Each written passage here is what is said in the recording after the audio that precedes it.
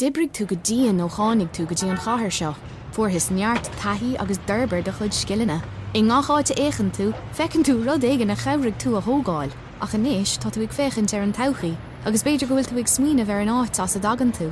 In éireann, tastaíonn pleanálathe, siúnéirí, ploméirí, díanadóirí, inaltóirí, altíirí, banistóirí láithreáin agus níos móhain. Tastaíonn túhain, le do chud scileanna agus taithí go léir, chun cabhrúlinn na mílte tithe a thógáil. Tá an domhan tóga agat, a níos tar arás agus tógan teach a thóg tú. Tuile eolais ag gov.ie/Building Ireland. Teachtareacht ó rialtas na hÉireann. This episode is brought to you by Paranormal Playback, a new podcast where hosts Shar, Mel and Laura recap the spooky and entertaining world of paranormal reality TV. Each week they take a fresh look at popular shows like Ghost Adventures and Kindred Spirits, blending humour with insight as they pull apart what's happening on screen. The three of them are a mix of believers and skeptics, which makes for really fun conversations, sometimes leaning into mystery, other times asking the questions viewers might be thinking themselves. With their background in creative production, they know how these shows are put together, so they're great at pointing out the moments that feel real versus the ones that might be more for the cameras. And their segment, This Old Haunt, digs into the true crime side of paranormal investigations, separating fact from fiction. With Halloween coming up, it's the perfect time to add something spooky, funny and a little addictive to your playlist. For even more spooky, ghostly, paranormal content with a humorous spin, go check out Paranormal Playback. Rosenheim, Bavaria, 1967. Hello? Hello? The receiver is lowered. A moment passes. Another phone begins to ring. Then another. Within seconds, all 4 office phones jangle together, loud and overlapping. Secretaries pick them up one by one. Hello? Every line is the same. Silence. It was the first sign that something inside this office was beginning to slip out of order.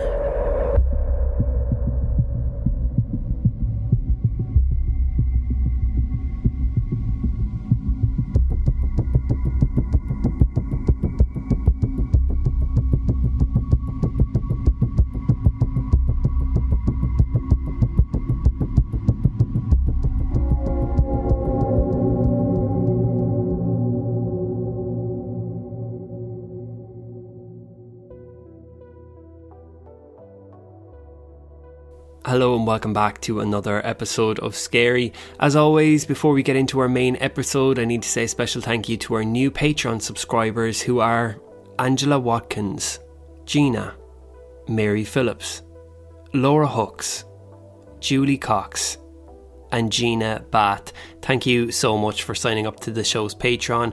And if this is something you're interested in, you can find a link in this episode's show notes where you can gain access to ad-free main episodes as well as exclusive scary episodes. Don't forget, if you have your own paranormal experience that you'd like me to narrate on the show, you can send it to scaryaparanormalpodcast@gmail.com and it just might get made into a future episode. But now, let's head back to that office in Rosenheim. At 13 Kunstrasse, Rosenheim, Bavaria, West Germany, stood the offices of attorney Sigmund Adam.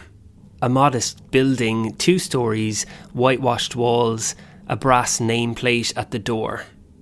Inside, the practice ran with routine precision. Secretaries at their desks, letters stacked neatly in trays, typewriters clattering through contracts and correspondence. Telephones sat ready at the corners, receivers heavy in their cradles.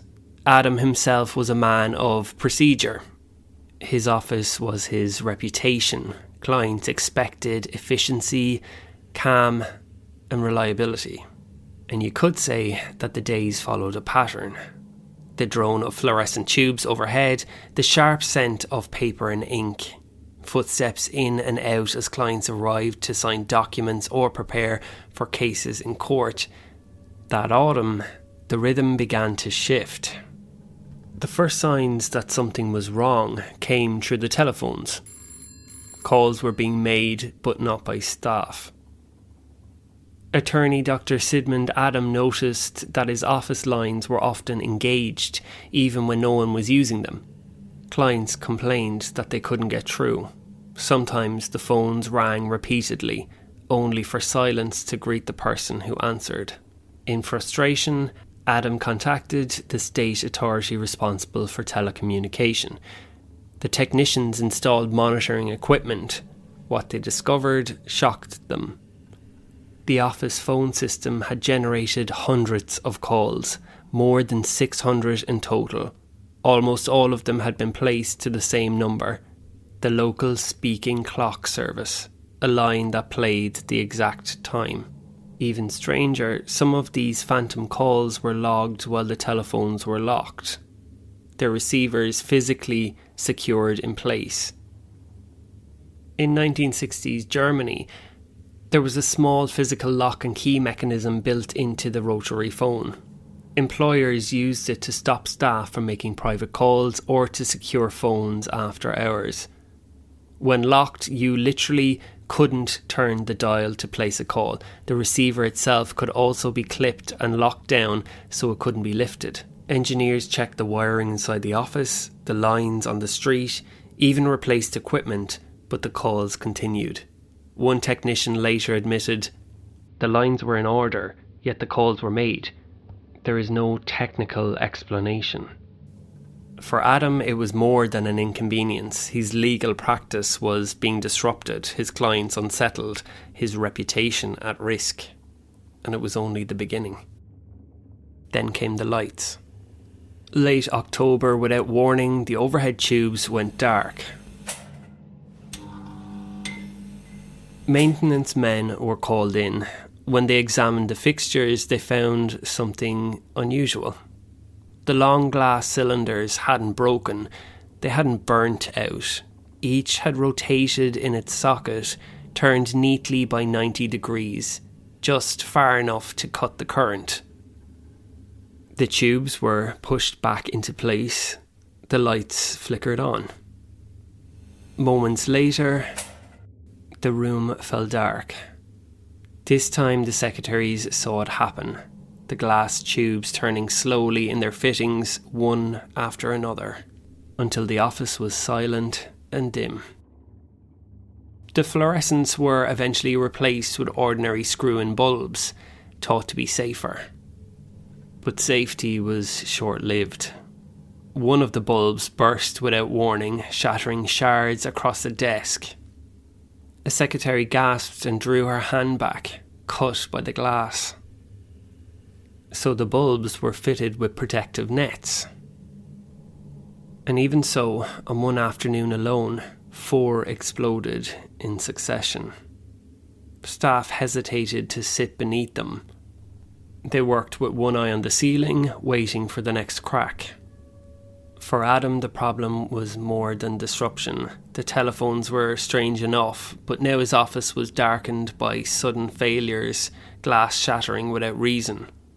He worried for the safety of his staff and for the reputation of his practice, so he placed another call. Not to the telephone company this time, but to the Rosenheim utility service. He wanted answers. The call brought new visitors. From the Rosenheim utility service came a team of engineers led by Paul Brunner. They arrived with instruments, sealed meters that would track the flow of power in and out of the building. If there was a fault in the wiring, they would find it. If there was tampering with the phones, they would catch it. So without the tools of today, they set recorders to the walls, needles to paper drums. Every spike, every flicker would leave its trace in ink. For Adam and his staff, there was a comfort in that method. Men in uniform, clipboards, measurements, the rational order of science inside a law office that had grown unpredictable. But the disturbances did not stop. The instruments were switched on. Almost immediately the recorders began to register violent spikes. At the exact moment, a loud bang echoed in the office. The line on Brunner's chart leapt off the scale. Over 50 amperes. A draw of current that should have been impossible in a law office. Brunner later told reporters, "We carried out every check. There was no fault in the grid, no defect in the equipment, and yet we observed fluctuations that simply should not occur." To isolate the problem, the utility cut Adam's building off from the main grid and supplied it with a direct cable from a transformer. The disturbances continued. They switched again, powering the office with a standalone generator. Even then, the lights flickered, the charts jumped, and the same surges appeared. Brunner wrote in his notes that the recorders had even torn their own paper as the needles slammed upwards. And the instruments weren't the only witnesses. Secretaries saw filing cabinets slide open by themselves. Wall plaques lifted and dropped. A new light bulb shattered within minutes of being fitted, scattering glass across the desks while Brunner stood by. Some secretaries refused to remain in the office alone. At times, Adam's legal practice was forced to close early or operate with reduced staff, because no one was willing to work in the rooms where disturbances took place. By now, it was not just Adam's staff making claims. Clients in the waiting room, lawyers visiting on business, and the engineers themselves all saw the disturbances firsthand. Brunner's conclusion was stark. "We could not find a technical cause. The instruments showed disturbances. The staff showed us lamps swinging. We saw them ourselves. But there was no source we could identify." The case had now moved beyond private complaint. The Kriminalpolizei, the criminal police, were called to Rosenheim. Investigators suspected fraud. Police investigators attended the office expecting to uncover a trick. Instead, one officer later signed a statement that he had seen a heavy ceiling lamp swing from side to side while no one was near it. Others reported sharp bangs echoing through the rooms. At the same moment, the engineer's instruments registered violent power surges. Engineer Paul Brunner confirmed in his notes that on several occasions, sealed recorders showed sudden jumps, far beyond normal usage, coinciding with unexplained noises. By late November 1967, the case had entered the press. Bavarian broadcasters reported on what they called their Spunk von Rosenheim, the Rosenheim haunting. The coverage emphasised two things: the inexplicable phantom phone calls and the fact that professional engineers had confirmed electrical disturbances they could not explain. December 1967. The disturbances had reached national attention. That was when Professor Hans Bender, director of the Institute for Border Areas of Psychology at Freiburg, arrived in Rosenheim. He did not come alone. With him were Dr. Freibert Kerger, a physicist from the Max Planck Institute, and Dr. Gerhard Zika from the Technical University in Munich. Together with engineer Paul Brunner, they formed a team of psychologists, physicists, and technicians. Their instruments transformed the law office into a kind of laboratory. Oscillographs, magnetometers, high-speed cameras, crystal microphones and thermometers were installed. Every corner of the office was watched, recorded and measured. And the disturbances continued. Light bulbs kept exploding, but when examined afterwards, the filaments showed no sign of overheating or wear. One day, a heavy oak filing cabinet weighing over 180 kilos shifted on its own, sliding away from the wall by 30 centimetres. The movement was witnessed by staff and by the scientists themselves. On another occasion, a painting on the wall was filmed twisting violently on its nail, spinning more than 300 degrees before tangling its wire. Professor Bender later declared, "For the first time, spontaneous psychokinesis has been documented with objective recordings." The investigators also noticed a pattern. The phenomena occurred only during office hours, and only when one particular staff member was present, 19-year-old secretary Anne-Marie Schaubrel. Not a single incident was ever recorded before she arrived in the morning, or after she left at night. When she stepped outside for breaks, the disturbances ceased. When she returned, the lamps began to sway, the phones clicked, and the charts leapt once more. Witnesses saw bulbs burst behind her and fragments of glass seemed to fly in her direction. Doctors examined her and noted unusual reddening along her neck and shoulders during the incidences. Diagnosed as hyperemia, a dilation of blood vessels under stress. Professor Bender described her as emotionally strained, a young woman under pressure, and suggested she might be the focus person of the disturbances. In his words, the phenomena followed her presence. They were not the work of fraud, but of unconscious forces released by inner conflict. To test the theory, staff were asked to leave the office one by one over several days. When it was Anne-Marie's turn to take a short vacation, the results were immediate. The disturbances stopped. The phones were quiet. The lights stayed steady. The meters flatlined. And when she returned to work, the activity began again. By January 1968, attorney Dr. Sigmund Adam was running out of patience. The disturbances had driven away clients, frightened his staff, and left his practice in the newspaper as the haunted office of Rosenheim. And the evidence pointed to one employee, 19-year-old secretary Anne-Marie. Professor Hans Bender had documented the link. The physicists had also confirmed that every surge and every incident coincided with her presence. On the 18th of January 1968, Adam dismissed her. From that day forward, the disturbances stopped. The phones settled, the lights held steady. The oscillographs lay still. For the investigators, the case was a landmark. Physicist Freebert Karger later recalled, "We had objective, recorded evidence that cannot be explained by normal physics. Rosenheim remains, to me, one of the most significant cases I ever studied." Professor Bender described it as the first time spontaneous psychokinesis had been documented under controlled conditions, with trained physicists as witnesses, but outside the lab reports, not everyone agreed.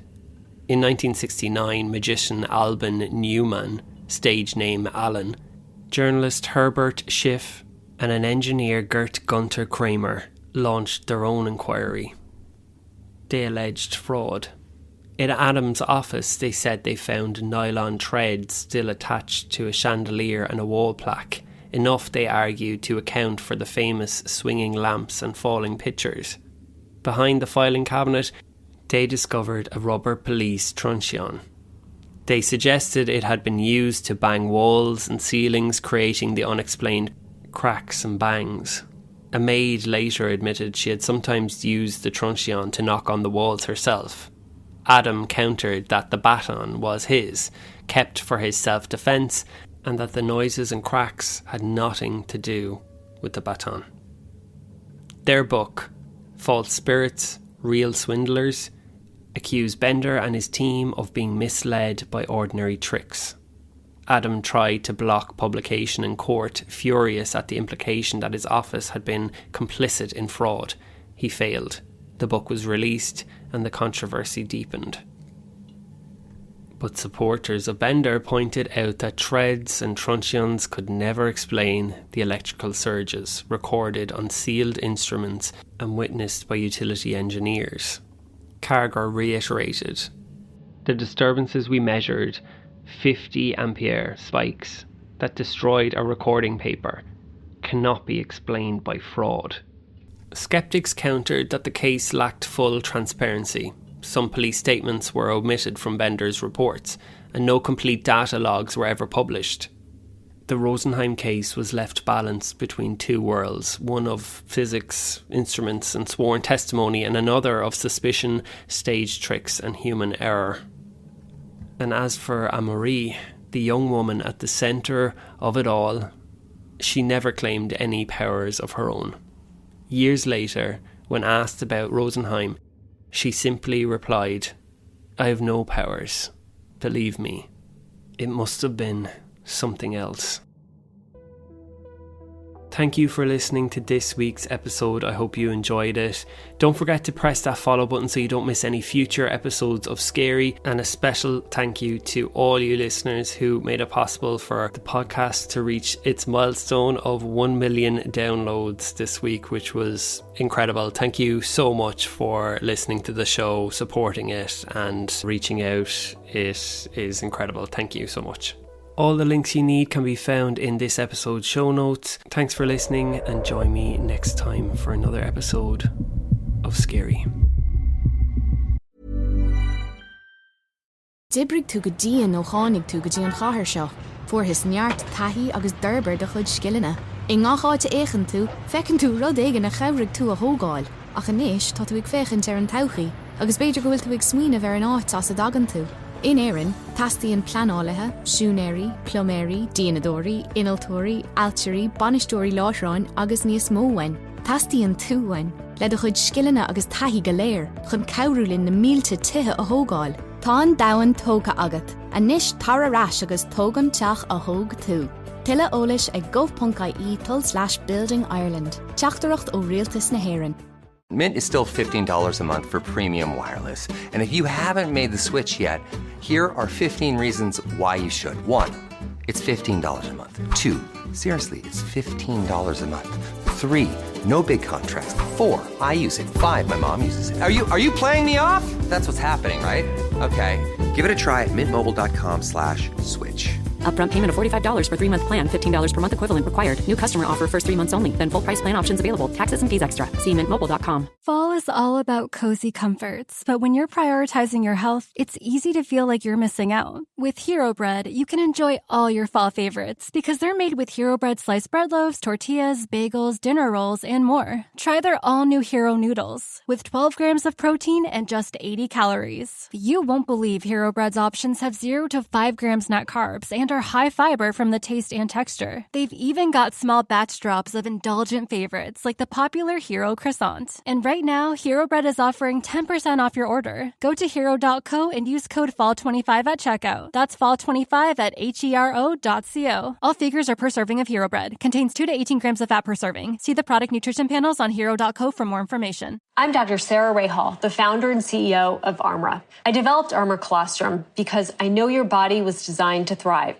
It's your natural state, your birthright, and you can reclaim it. Colostrum is the first nutrition we receive in life, with every essential nutrient our bodies need. It's nature's original blueprint for health. After a devastating health crisis almost took my life, I made it my mission to harness this power. Using proprietary technology, Armra captures over 400 bioactive nutrients in every scoop, delivering over 1,000 benefits that transform your health at its foundation. Whether for gut health, metabolism, skin, hair, immunity, mood, energy, fitness, or recovery, I invite you to join this collective revival of health and discover radical transformation for yourself. Visit armra.com, that's ARMRA.com, and enter code CULTURE30 for 30% off your first subscription order.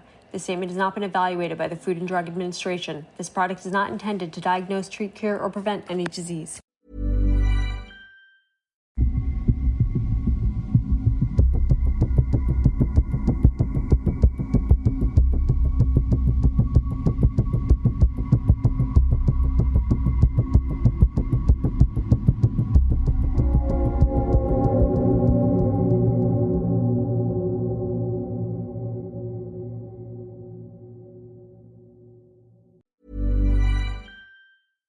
Dibrig tú go díon ó chánig tú go dtí an chathair seo, fuair his neart taithí agus d'urber de chud scileanna. I ngacháte éigean tú, fecinn tú rud éige na chabhraigh tú a thógáil, ach inis tá tú ag féchant ar an todhchaí, agus beidir go bhfuil tú ag smaoineamh ar an áit as a dagan tú. In éireann, tastaíonn pleanálathe, siúnéirí, ploméirí, díanadóirí, inaltóirí, altíirí, banistóirí láithreáin agus níos mó uainn. Tastaíonn tú uainn, le do chuid scileanna agus taithí go léir, chun cabhrúlinn na mílte tithe a thógáil. Tá an domhan tóga agat, a níos tar arás agus tógan teach a thóg tú. Tuile eolais ag gov.ie/Building Ireland. Teachtareacht ó rialtas na hÉireann.